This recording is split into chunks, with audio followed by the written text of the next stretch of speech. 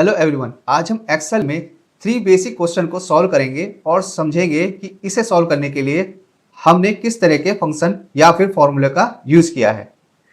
यहाँ पर मेरे पास एक रो डेटा है जो कि कॉलम नंबर ए से लेकर कॉलम नंबर जी तक है और उसमें जो डेटा है वो नंबर फॉर्मेट में है। सबसे पहला जो रिक्वायरमेंट है, हमें उस नंबर को काउंट करना है जिसमें जो सेल वैल्यू है वो है 3। इसके लिए हम काउंट इफ फंक्शन का यूज करेंगे। Is equal to count if then range, जो हमारा रेंज है हम उसे डिफाइन करेंगे जो कि A2 से लेकर G11 तक है। उसे वन टाइम F4 प्रेस करके फ्रीज करेंगे, कोमा क्राइटेरिया में मैं यहाँ पे डबल इन्वर्टेड कोमा में 3 लूंगा बिकॉज मुझे उसी नंबर को काउंट करना है जिसका सेल वैल्यू 3 है। Bracket close, enter. आप देखेंगे कि हमारा जो आउटपुट है वो 10 है, करेक्ट फॉर्म में जनरेट हो रहा है। सेकंड जो हमारी रिक्वायरमेंट है, हमें उस वैल्यू को काउंट करना है जिसकी वैल्यू ग्रेटर देन 5 है। अगेन मैं यहां पर काउंट के फंक्शन का यूज करूंगा। रेंज क्राइटेरिया में मैं यहां पर दूंगा सबसे पहले रेंज A2 से लेकर G11, F4 प्रेस करके इसे फ्रीज करूंगा, कोमा क्राइटेरिया में यहां पर मैं डबल इन्वर्टेड कोमा में लॉजिकल ऑपरेटर का यूज करूंगा जो कि है ग्रेटर देन, और जिस वैल्यू के बेस पे मुझे कंपैरिजन करना है जो कि है 5। अगर उस रेंज में ग्रेटर देन 5 कोई भी वैल्यू है वो उसे काउंट करेगा। डबल इन्वर्टेड कोमा में क्लोज करूंगा, ब्रैकेट क्लोज, एंटर। हमारा आउटपुट आ रहा है 25 जो कि करेक्ट है। सेकंड क्वेश्चन में हमारे पास एक रो डेटा है जो कि कॉलम नंबर ए से लेकर कॉलम नंबर सी तक अवेलेबल है। कॉलम नंबर ए में हमारा एम्प्लॉय नेम है, कॉलम नंबर बी में हमारा ग्रेड है, कॉलम नंबर सी में हमारा सैलरी है।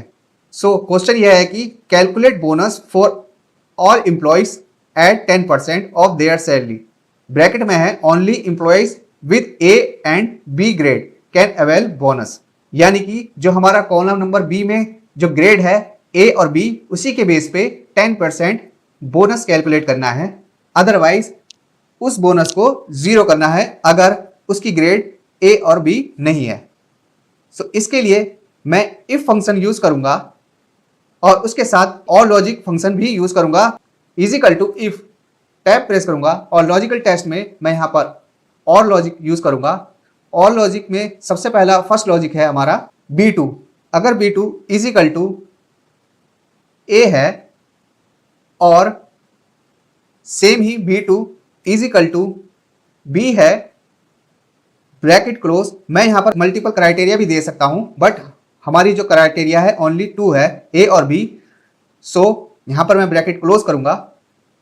देन अगर ये क्राइटेरिया फुलफिल होती है इन दोनों में से एक, अगर ये ग्रेड ए होगा या बी होगा, इन दोनों में से एक भी फुलफिल होती है तो वो हमारा C2 की वैल्यू को मल्टीप्लाई कर देगा 10% के साथ, अदरवाइज उसकी वैल्यू हमें 0 देगा।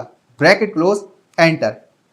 अब मैं इस रेंज को सिलेक्ट करके कंट्रोल डी के साथ ड्रैग एंड डाउन करूंगा तो आप देखेंगे जो हमारा वैल्यू है as it is bonus calculate होके दे रहा है। बट यहां पर क्वेश्चन यह है कि जो हमारा आउटपुट है यानी कि रिक्वायर्ड आउटपुट है उसमें 7000 शो करना है इंस्टेड ऑफ 0। यहां पर मैं फॉल्स वैल्यू की जगह सैलरी का सेल रेफरेंस दे दूंगा और एंटर प्रेस कर दूंगा और कंट्रोल डी के साथ जैसे ही ड्रैग एंड डाउन करूंगा आप देखेंगे कि जो हमारा रिक्वायर्ड आउटपुट है उसी के बेस पे हमारा जो बोनस शो हो रहा है।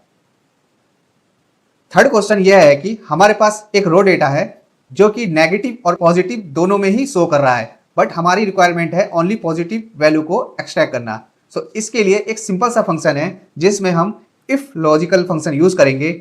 अगर A2 का सेल लेस देन 0 होगा, मींस जो वैल्यू लेस देन 0 होगा तो इसका मतलब है वो नेगेटिव वैल्यू है, देन A2 का वैल्यू इस C वाले सेल में एक्सट्रैक्ट होके आ जाए, अदरवाइज वहां पर ब्लैंक हो जाए।